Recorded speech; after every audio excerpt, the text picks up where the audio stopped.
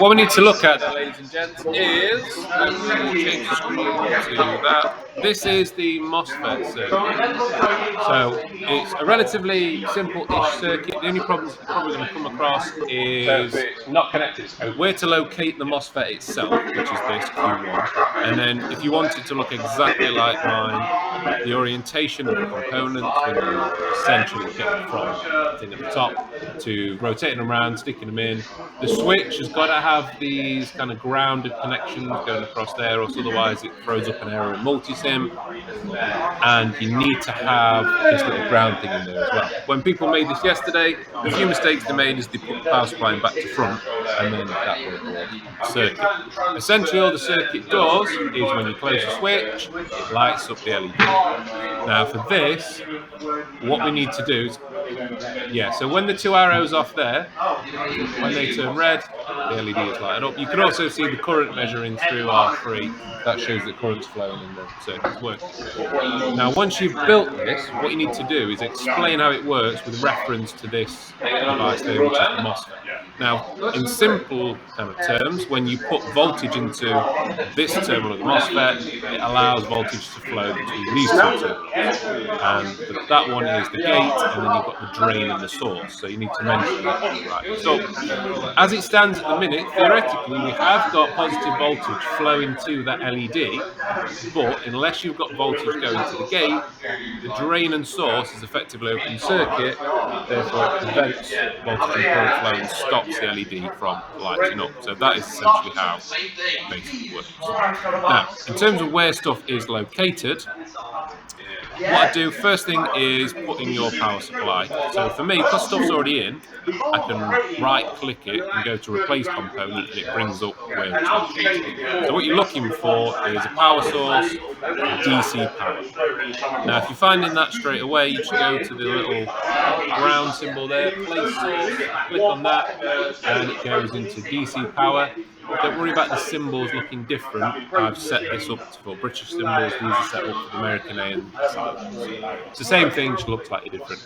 You click OK, it drops that then into your workspace. You can put it anywhere you like.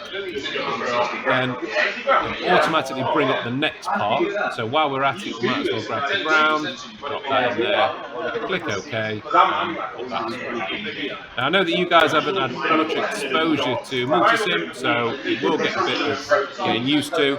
For this unit, we're going to do tons of stuff on multisim, so the more time you get to grips with it, the better it is. Obviously, you can drag these around, put them where you like. If you want to rotate them, the easiest way to do this is just press Control and click R.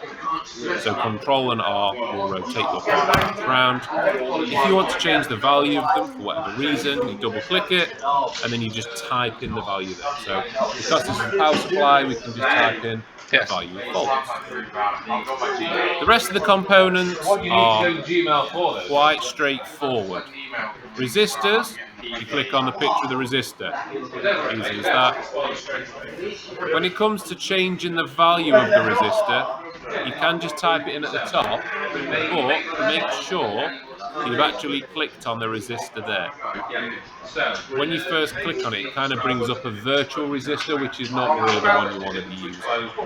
So again, type in your value, hit OK, it will drop it onto the workspace, and then you can either put another one in, or cross it off, Control and R to rotate it around. If you get into a mess, just hit delete and it will get rid of it. The diode, again, relatively easy to find. Click on the picture of the diode there. We are using LED, so you need to go on the left-hand side down to where you can see LED. And then right at the bottom, this is where you've got the different colours of just normal LED. You don't want to worry about all these different weird ones, we're not going to use them yet. So just choose between blue, green, orange, red and yellow. Yeah. No. Yeah, that's right. Yeah. So this is like simulation and prototyping for real circuits. In terms of joining stuff up, so I'll show you on here. Go up to the in there. You can only join components together when you've got this kind of crosshair symbol. So if you hover over the edge of a component, you've got to wait for it till you see that kind of crosshair symbol. Then you click, and it'll let you draw lines, and those are your wires. Every time you Simbru. click, it will then change the direction of the wire James, what are you until doing? you see a dot, and then it will join it on. Now, if you get into a bit of a mess and do a bit of a scribbly spaghetti thing like I've done, hit escape, it'll cancel it, and then you can just start over and get your lines in the right place. Same as a circuit diagram, where you see the lines